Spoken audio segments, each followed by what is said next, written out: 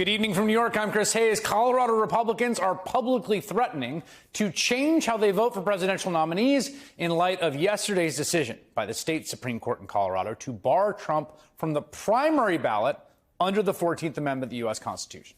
The state GOP now saying it may begin the legally fraught process of switching from a primary to a caucus in order to allow its members to still cast their votes for Trump next March. As of now, that mostly just seems like posturing, to be honest. But for all of the controversy, when you go back to the relevant text used to raise the challenge, Section 3 of the 14th Amendment, it really does stand out as pretty darn fitting.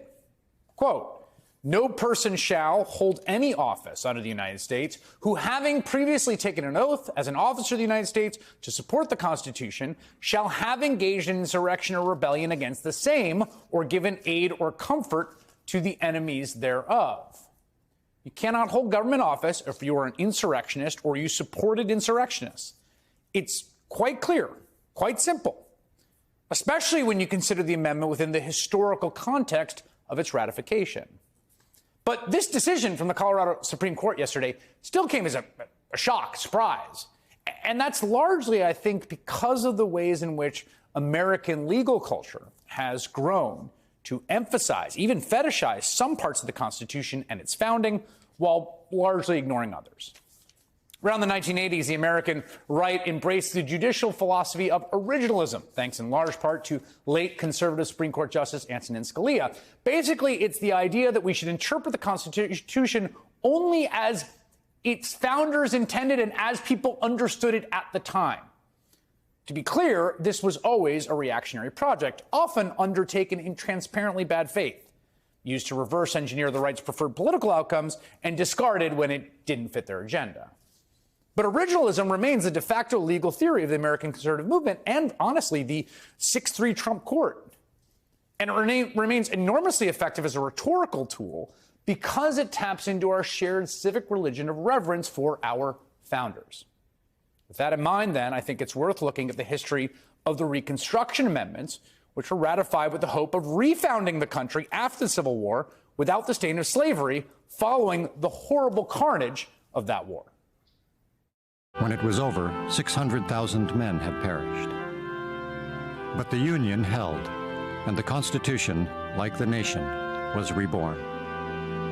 The 13th, 14th, and 15th Amendments together, but above all the 14th Amendment, is the fruit of the Civil War. It is what all those brave men fought for and died for. It was from a PBS documentary about the war. These amendments, particularly the 14th Amendment, guaranteeing equal protection, completely and utterly transformed the structure of American government.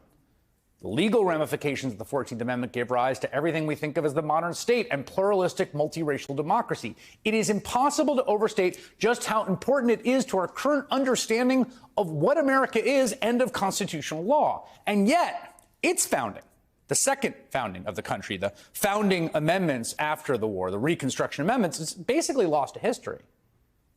Its drafters are not household names like the men who drafted the Bill of Rights.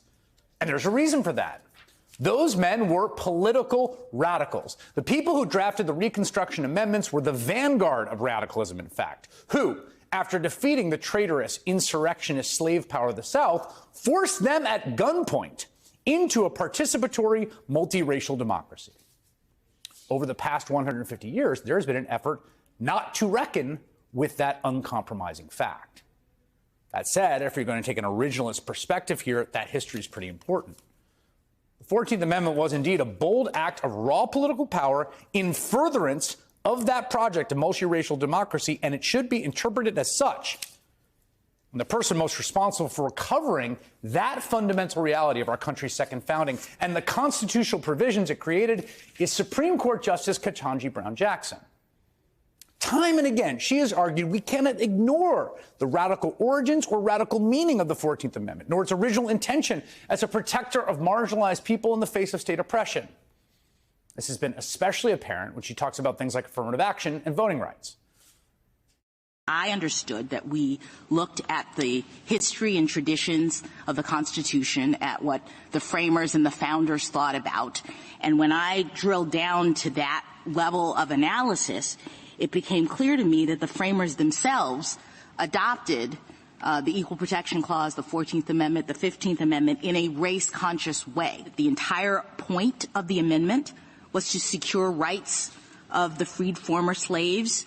The legislator who introduced that amendment said that, quote, unless the Constitution should restrain them, those states will all, I fear, keep up this discrimination and crush to death the hated freedmen.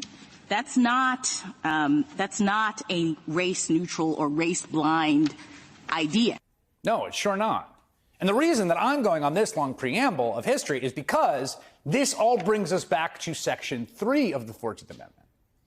The people that wrote that amendment understood that the insurrectionist South and the people that had led it insurrection were an existential threat to the preserved Union. That those who took up arms against their own government, who betrayed it on behalf of slavery, those who remained committed to that cause must be eradicated from the government forever, or the Union would perish.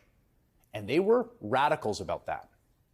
In fact, the current version of Section 3, that's the compromise version. The original, more extreme version of the text would have barred all former Confederates from participating in democracy at all for a number of years. One founder of the amendment, radical Republican legend Thaddeus Stevens, said that even that would have been, quote, too lenient. So now here we are in 2023, faced with the plain meaning of the text written by these lost and forgotten founders whose vision of the country was a radical vision of multiracial equality for men. And this majority in Colorado takes an originalist framework when they argue that Donald Trump, the ultimate modern insurrectionist who led an armed mob against the American government, must too be never allowed to hold office again, just like his Confederate predecessors. Particularly when it comes to defining what exactly constitutes an office of the United States, which was the exact originalist argument the plaintiffs made when they argued in front of the court that Trump should be ineligible. The Constitution tells us over and over that the presidency is an office and that the person who holds it swears an oath of office before assuming the execution of his office. And the plain meaning of an officer is just one who holds an office. So we think the text here is very clear, that the history supports it, and certainly that the core purpose of the provision supports that reading as well. And I have to say, after years of hypocrisy with so-called originalists arguing the First Amendment protects everything from unlimited dark money in our politics, the Second Amendment gives you the right to own military-grade weapons detached from the first, rather sizable clause in that amendment. There is something so satisfying about seeing originalism weaponized as a force for good for multiracial democracy and equality. The ex-president engaged in insurrection against the United States. The Constitution says he is not qualified for office as a result. That is the plain truth of the matter and a straightforward reading of the law. Now, watch all the conservative originalists on the Supreme Court run away from it.